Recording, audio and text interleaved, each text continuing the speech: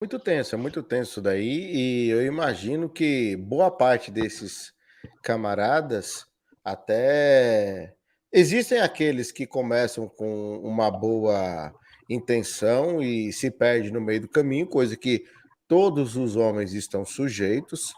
Não vou dizer que eu sou melhor que os outros, que todo mundo é sujeito a isso, mas tem aquela galera também que já entra ciente disso, né? É por isso que a gente procura estudar aqui a ciência do charlatanismo. E, inclusive, é o tema de boa parte dos meus vídeos. Esses dias eu trouxe aqui um documentário do Marjoe Goldner, que foi o primeiro evangelista que trouxe. Evangelista que eu digo no sentido pentecostal da coisa. De fazer sinais, maravilhas, muitas cruzadas e sair do meio religioso e ir para o secular. Ele foi o primeiro. E 2 anos antes de ele sair, ele estava cansado de tudo, porque ele sentiu que enganava o povo. Ele já estava nisso desde os 5 anos. E chegou à idade dos 24, ele falou assim: vou gravar um documentário, fazer uma cruzada de 2 anos e provar o quão esse povo está sendo enganado. E ele comprovou que ele usava muitos truques e como que ele fazia. Inclusive o vídeo está no canal André Carpano. Quem quiser, depois eu deixar o link no comentário. Aí no final vai aparecer no card, né, para quem quiser acompanhar.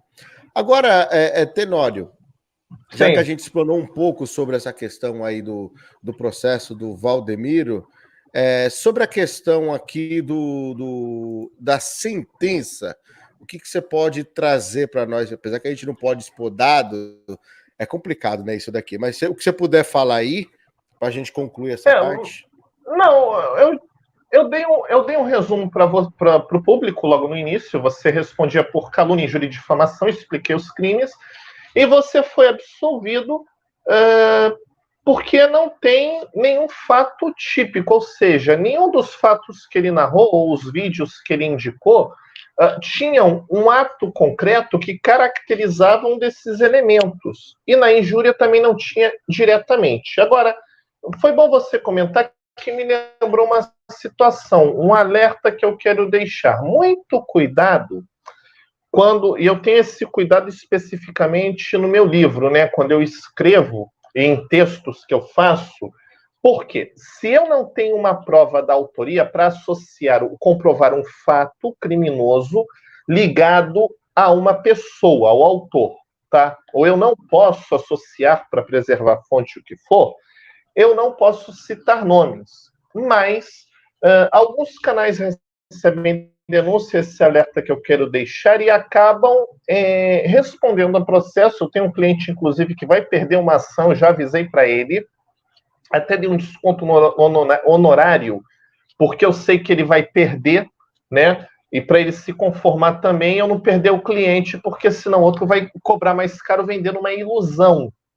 E tem cliente que cai, infelizmente, tem advogado mau caráter. Ele chega para o cliente, fala, o filho foi preso por assalto à mão armada, é reincidente, ainda estava usando uma moto furtada, com placa clonada, e aí o pai chega, o senhor vai soltar meu filho? Eu, não, 10 mil para poder fazer a custódia. Aí o outro vira, não, o senhor me dá 50 mil que ele está fora amanhã. E aí tem advogado mau caráter que explora o desespero da pessoa para arrancar dinheiro e depois não cumpre com o que prometeu, né? Infelizmente. Mas caso de um outro cliente que eu tenho, também youtuber, ele falou de uma pessoa por uma denúncia que ele recebeu anônima não, ele recebeu de uma fonte, era um pastor da mesma denominação, que atuava na mesma região, só que por uma questão de segredo ele não pode abrir a fonte. E o pastor denunciou que uma pessoa, um casal da igreja, fez um aborto. A mulher abortou numa clínica clandestina. E ele não tem provas. E ele falou isso no canal dele, tá? Ele não falou o nome da pessoa, mas ele individualizou. E aí não tem como você dizer que não é. E a pessoa processou e vai conseguir, na instrução de julgamento, provar que é ela. Tá? Eu vou dar um exemplo aqui de. Eu não vou falar o nome, mas todo mundo vai saber de quem eu estou falando. Eu peço, por favor, como é uma figura pública muito importante, eu vou usá-lo como exemplo para falar de você sem falar seu nome. Me perdoa, não estou falando mal, tá? Mas para as pessoas entenderem a linha de raciocínio. Olha, eu estou aqui para denunciar uma heresia de uma pessoa, um líder religioso, é o homem mais rico do Brasil, tá? Fontes da mídia dizem que o patrimônio dele, dependendo da fonte, oscila de 2 a 8 bilhões de dólares. Ele é dono de uma rede de televisão, ele controla a maior rede de rádio do Brasil, é dono de banco, de hospital, plano de saúde, e ainda controla um partido político que tem até governador e bancada forte no Congresso. Eu não posso falar o nome desse cara. De quem eu estou falando? Ele tem sobrinho político também? Pode falar o nome. Isso que eu fiz não dá processo, não. Fica tranquilo. Edir Macedo. Edir Macedo. Edir Macedo. Tem como associar outra pessoa? Não tem. Com todo respeito, bispo, eu fui convertido na sua igreja, embora hoje eu divirja do senhor. Tá? Fui amigo do Crivella, ainda considero o Crivella amigo, embora nunca mais o tenha encontrado e, enfim, caminhamos para lados divergentes na política, mas tenho amor e carinho pelo Crivella, dona Silvia, não concordo mais com eles teologicamente, espiritualmente, mas não tem como não dizer que eu falei do Edir Macedo nesse discurso, tá? Então, assim, as pessoas, eu não falei o nome, mas falou tanta coisa da pessoa que não tem como. Você individualizou. E aí a pessoa pega, te processa e vai ganhar a ação. Porque você falou, eu não falei o nome, mas eu identifica. E aí você insulta, por exemplo, chama de ladrão, canalha, não sei o quê, aí lança insultos do tipo. Entendeu? E não pode. Uma coisa é eu discordar, por exemplo, eu falar, eu penso, tá, que o que o Bispo Macedo faz configura crime. Outra coisa é virar e falar, seu ladrão, seu isso, seu aquilo. Não estou xingando, mas apenas ilustrando. É uma figura pública, tá? Inclusive eu considero, não por gostar, mas de fato eu considero hoje a pessoa mais poderosa do país. Né?